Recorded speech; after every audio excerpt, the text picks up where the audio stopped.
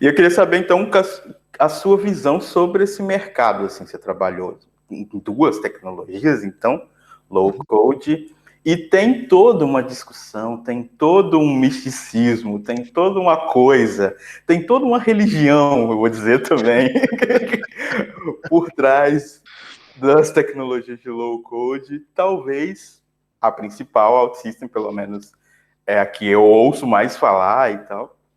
O que você me diria sobre esse mercado? Assim, essa experiência que você passou, tem muita oportunidade mesmo? É muito diferente de oportunidades de tecnologia, de Java, PHP? Tem alguma diferença? É mais similar? Essa é uma pergunta complicada, porque o, o low code, né, as tecnologias low code, elas não. Existe uma fantasia na cabeça das pessoas que ela faz com que você não precise aprender os conceitos de desenvolvimento de software, você não precisa aprender os conceitos de desenvolvimento web, mas você precisa, entendeu? Tanto o Mendix quanto o OutSystem existem elementos que têm os seus nomes próprios, porque eles decidiram inventar um nome novo para coisa, né? De tempo em tempo aparece gente assim, que são basicamente equivalentes ao padrão MVC de desenvolvimento, assim, não tem uma coisa muito diferente, assim, né? A forma como você chega lá é mais visual, né? Mas também, para quem sempre trabalhou com tecnologias para facilitar o seu trabalho, de certa forma é um pouco não tão incomum, assim. Eu acho que o low code para quem as tecnologias de low code para quem cresceu no esquema de Delphi, Visual Basic, depois Visual Studio com criação de interface gráfica, né? E depois essas plataformas que a gente teve, que nem o Joomla, a gente teve HyperCard bem no início para Mac, tem uma linguagem de programação que também ajuda muito a desenvolver interface gráfica com a linguagem francesa pequenininha, mas tem alguns utilizadores fiéis, chamada Faro. É, não é tão estranho, assim. O que acontece é que, e isso eu sempre falei, falava na cara de outras pessoas que entravam na área de low code, algumas empresas, principalmente a OutSystem, ela tem feito muito esse trabalho de tentar vender low code como uma coisa que, você tem uma padaria, você quer uma aplicação para gerir a tua padaria? É simples, olha só, você só tem que ver esses vídeos aqui, você vai fazer o teu próprio software. E não é assim, entendeu? Isso, assim como uma pessoa que não sabe programar vai gerar código muito ruim, muito cacofônico, muito repetido, a mesma coisa acontece com low code, assim. Então, eu não diria, para mim eu coloco o low code como uma tecnologia que te possibilita ter aplicação começando a funcionar muito rápido, o tempo para o mercado é muito rápido, mas que aquela dor que a gente tem no início do projeto tradicional de desenvolver software, que você tem que levantar servidor, Kubernetes, Docker, etc, começar o projeto, qual o padrão que vai seguir, etc, ele vem no final. Ele vem no final do desenvolvimento low code, que é quando você quer o pente fino, quando você quer fazer uma pequena alteração que não está prevista no que a ferramenta de low code te disponibiliza. É só uma transferência. A dificuldade do projeto ela só é movida para trás.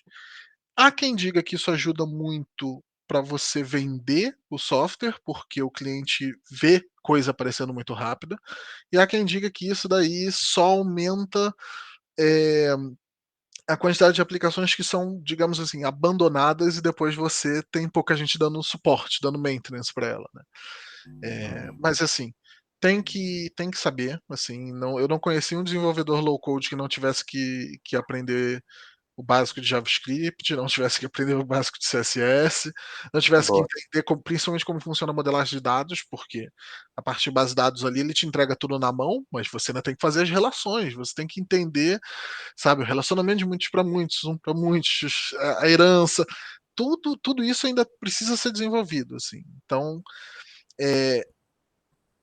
para mim, é a tecnologia para quando você tem clientes que demandam um tempo para o mercado muito pequeno e que tem demandas que não são incomuns. Por exemplo, eu quero um CRUD básico, né? Eu quero fazer basicamente gerir toda, sei lá, um estoque de uma loja, mas eu também quero a opção de importar Excel, exportar Excel e mostrar na loja para a pessoa comprar online. Isso são coisas bem padrões, não são coisas que, sabe, não é como se fosse tendo como exemplo, não é como se fosse um Airbnb que você tem busca geográfica, você tem que trabalhar com geotagging, você tem que trabalhar com muita coisa em comum e personalizada. A maioria das ferramentas que as empresas precisam são uma coisa bem, bem padrão, assim, bem pé no chão, bem firme e robusta que funcione. Para isso, o low code é imbatível, assim. Agora, quando você quer alguma coisa, quando você quer firulas e estrelinhas pro ar, aí não tem como bater desenvolvendo tradicional. O problema é que, eu não sei, para os tipos de empresa, você falou para algumas empresas simples, né, e tal, consigo entender.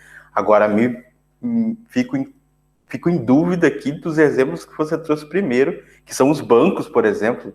Tipo, aí eu já acho que é uma coisa um pouco mais complexa, né? Mas enfim, a gente não vai.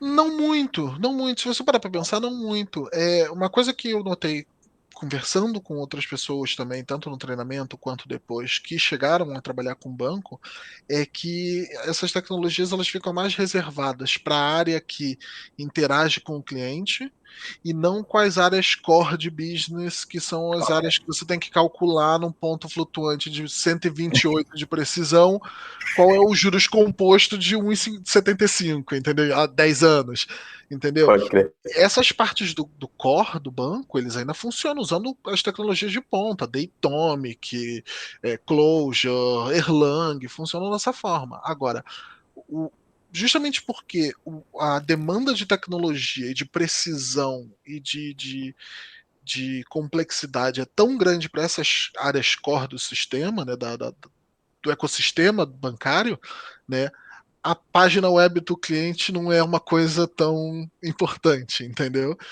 E é assim Uhum. que a gente acaba com um site que nem da Caixa Econômica Federal.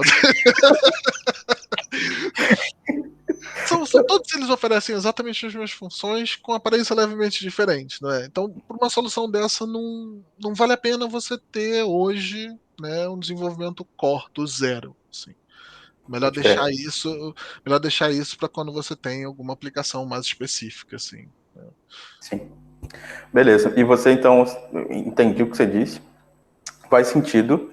Agora eu queria pensar um pouquinho mais nas pessoas. Você acabou falando um pouco sobre isso, sobre a necessidade de saber as bases de programação mesmo, não tem como fugir. Mas eu queria que você falasse até, talvez pela sua experiência, você fez o bootcamp com mais duas pessoas. Vou tentar dividir essa pergunta em duas formas. Primeira, essas pessoas, elas tinham um background de programação. Eu queria que você me dissesse para quem, porque assim, tem muitos iniciantes que veem o low code, veem o OutSystem, veem essas ferramentas como uma porta de entrada na programação. Eu não sei se é uma porta, se eles veem isso como uma porta de entrada que, como um pouco de fuga da programação tradicional, ou só como um exemplo. Então, existe essa coisa de ver isso como uma porta de entrada, mas eu quero saber para quem é essas ferramentas, para quem é OutSystem, para que tipo de iniciante é o OutSystem e para que tipo de iniciante não é o OutSystem, ou, enfim, qualquer coisa nesse sentido. Assim, quem quer criar coisas muito inovadoras, sabe? Quem está entrando na faculdade ou saindo da faculdade com 1000 sonhos, sabe, à frente de trabalhar no Google, trabalhar no Facebook, não é o tipo de ferramenta para ela. Agora, para quem está saindo de uma faculdade de engenharia, seja de computação ou não, né, ou Uhum. uma área ou uma faculdade na área de STEM, ou para quem realmente tem gosto por isso, né, por trabalhar com computadores e não tem medo de passar o resto da vida estudando, porque você vai ter que estudar e com low code você vai ter que aprender programação numa certa hora, porque quando você quiser expandir a aplicação, não tem jeito. Você tem que desenvolver um plugin, um widget para aquela ferramenta low code, e aí é dali C Sharp, dali Java, porque o Mendix trabalha com Java, o OutSystem trabalha com C Sharp por trás dos panos. Né? Não tem como fugir. Assim, você vai ter que desenvolver tradicionalmente. Então, uma hora você vai ter que aprender isso. Né? É, Boa. a vantagem é que realmente existe muita posição aberta no mercado agora. Assim, existe muita vaga aparecendo, muita empresa que começou e talvez agora já não é exatamente o que eles querem, mas agora eles têm esse débito técnico gigantesco e tem que continuar com low code, entendeu? Então, assim, eu diria que assim, não é para o tipo de pessoa que fez um curso totalmente nada a ver e não tá achando uma posição, então, eu vou entrar nisso porque, né? Não. Você vai ter as mesmas coisas da faculdade do profissional de TI vai ser demandado do profissional low code. Ele vai ter que aprender modelagem de dados, isso logo no início, tá? Ele vai ter que aprender modelagem de dados, vai ter que aprender um pouquinho de CSS, nem que sejam os conceitos abstratos de container, que a gente chama de container, mas são as divs, né? De organização de div, de alinhamento, o básico do CSS, básico de jQuery, entendeu? Você vai ter que aprender. E o algoritmo em si, o básico de o que é condição, o que é loop, esse tipo de coisa, não, sim, eu não sei mesmo. O algoritmo vai precisar tanto quanto. Assim, Ok. quer trabalhar com low code, assim, a única coisa da lógica que você vai substituir vai ser o texto que você vai digitar por caixinha que você vai arrastar. Mas a lógica é a mesma. E tem organogramas gigantescos. Basicamente o que ele faz é você desenha o fluxograma, né, Ele preenche gera o código. os dados e ele gera o código por trás. Mas aquele fluxograma, você tem que saber o que você está fazendo ali, entendeu? Então, assim, do ponto de vista de lógica de programação e raciocínio lógico, é exatamente o mesmo. Você quer